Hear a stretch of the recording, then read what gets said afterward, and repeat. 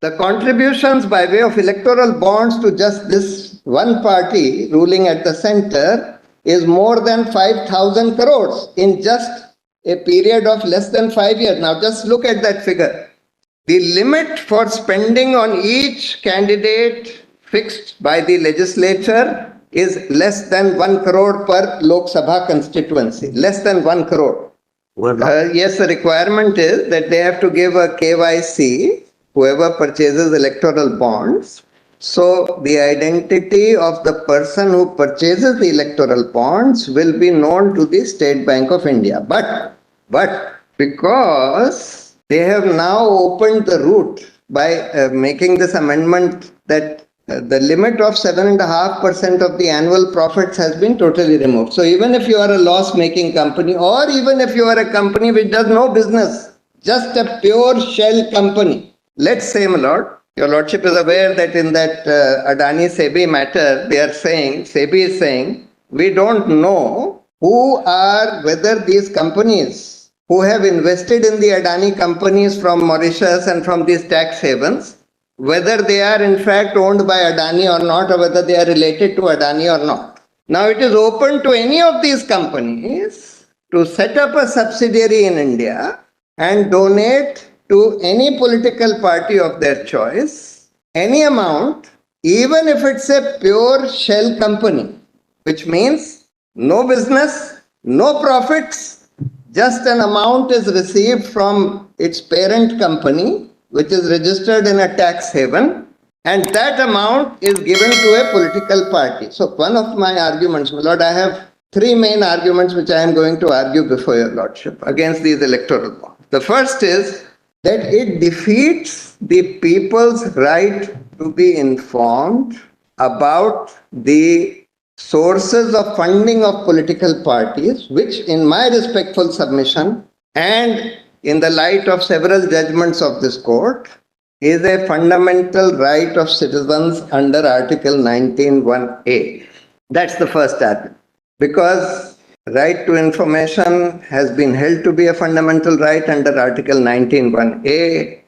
In fact, in that ADR judgment and then in the follow-up PUCL judgment, this court said that every citizen has a fundamental right to know about the assets and liabilities of every candidate, about the criminal antecedents. And when that was sought to be overcome by means of an amendment, that amendment was struck down on this precise ground. Right, that's the first submission. What is the second? That's the first. Second is that this opaque instrument, anonymous instrument, in fact, promotes corruption in the country because there is good reason to believe, and I'll show my lord why, that these bonds are being given by way of kickbacks to parties in power. Almost all the bonds have been received only by parties in power. More than 50% have been received only by the ruling party at the center, and the rest have been received only by the ruling party in the states. Virtually nothing, not even 1%, has been received by opposition parties which are not ruling in the center or at the states. And virtually all the bonds have been purchased by corporates, by companies, because they are almost all of denomination of 1 crore and above. 95% are in the denomination of 1 crore.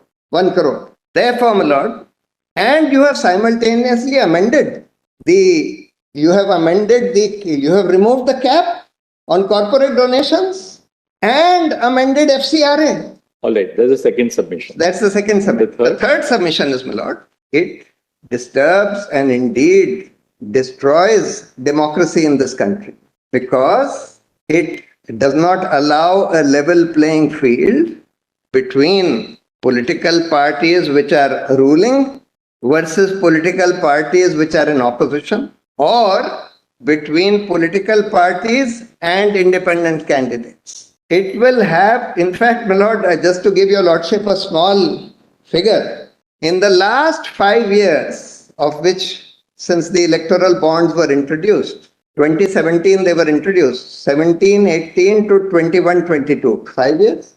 5 years. The contribution to political parties by way of electoral bonds has far exceeded any other method of contributing to political parties. Not only that, the amounts are so large. Just take one party, the ruling party at the center. The contributions by way of electoral bonds to just this one party ruling at the center is more than 5,000 crores in just a period of less than 5 years. Now just look at that figure. The limit for spending on each candidate fixed by the legislature is less than 1 crore per Lok Sabha constituency, less than 1 crore. If you set up candidates in all the constituencies in the country, the total amount that can be spent by the candidates of any political party is less than 500 crores in a Lok Sabha election. In just these 5 years, one party which has received the bulk of the political funding by way of electoral bonds is getting more than 10 times the maximum permissible expenditure on elections by its candidates. More than 10 times. So just see, my lord, what this is doing to our democracy. What is the maximum permissible limit for a candidate? 70 lakhs or so. Parliamentary constituency. 70 lakhs. Of course, my lord, this limit is not adhered to. We all know that, because candidates are spending 10 times, sometimes 100 times the amount in cash. Now, Election Commission says, though it's a corrupt practice, spending more than the limit is a corrupt practice, but Election Commission says, look, we can't catch them. Everybody knows that many candidates are spending many times by cash.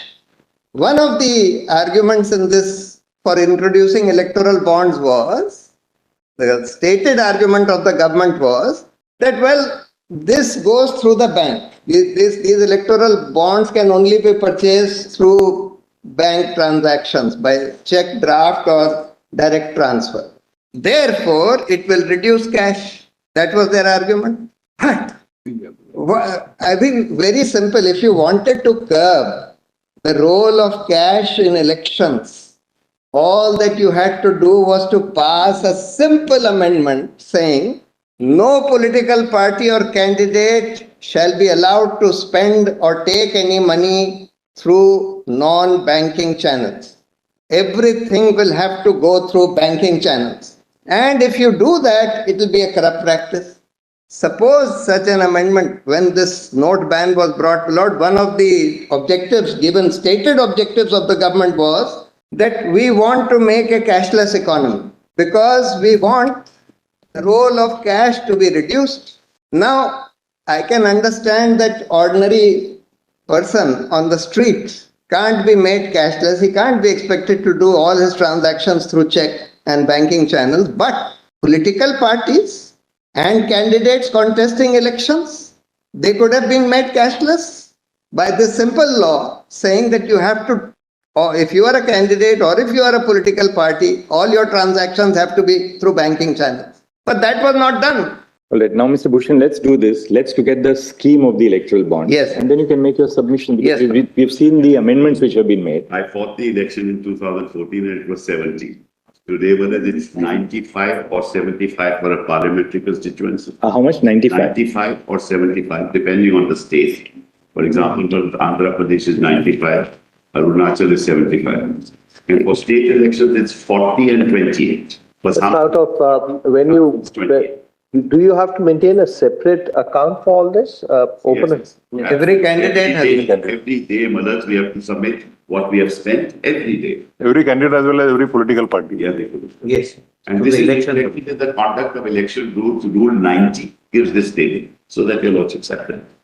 Just one last thing I wanted to show, the amendment in the FCRA, just for your lordship's clarity. That is at page. So earlier, my lord, foreign source included. 3 is a foreign company. By this amendment, at page 11, my lord, provided that where the nominal value of the share capital is within the limit specified under FEMA or rules or regulations made thereunder, then, notwithstanding the nominal value of the share capital of a company being more than 1/2 of such value at the time of making the contribution, such company shall not be a foreign source. So if you are a subsidiary of a foreign company and you own even 100% of the shares of your subsidiary, provided it is within FEMA, it's not regarded as a foreign source. So even the subsidiary of a foreign company can now donate to political parties. That's why this is important. Actually, this was a whole slew of amendments brought almost together, 2016 and 2017. It's a bouquet.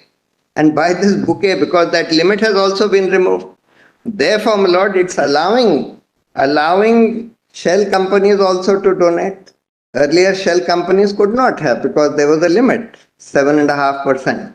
Now, shell companies can also donate. You can set up, you have a foreign company which is in a tax haven. You set up a subsidiary here as a shell company, and through that you buy electoral bonds and donate to a political party, and nobody comes to know that a foreign company is now financing this political party, or these companies are financing this particular political party, etc. Electoral bond means a bond issued in the nature of a promissory note, which shall be a bearer banking instrument and shall not carry the name of the buyer or the payee. It's like cash. Only difference is that it's a cash which can go up to 1 crore. It's a note which can go up to 1 crore, from 10,000 to 1 crore. Today, my lord, we have only notes of 500 rupees or less. Even 2,000 rupees has now been demonetized. But here, it's 10,000 to 1 crore. That's 1,000 to 1 crore. 1,000 to 1 crore. Only political parties registered under 29A of the RP Act and have secured not less than 1% of the votes polled in the last general election to the House of People or the Legislative Assembly, as the case may be, shall be eligible to receive the bond. So this itself restricts it to only those parties. Not all parties are eligible. Those who have received at least 1% vote, either in the Lok Sabha or in the State Assembly. The bond shall be encashed by an eligible political party only through a bank account with an authorized bank.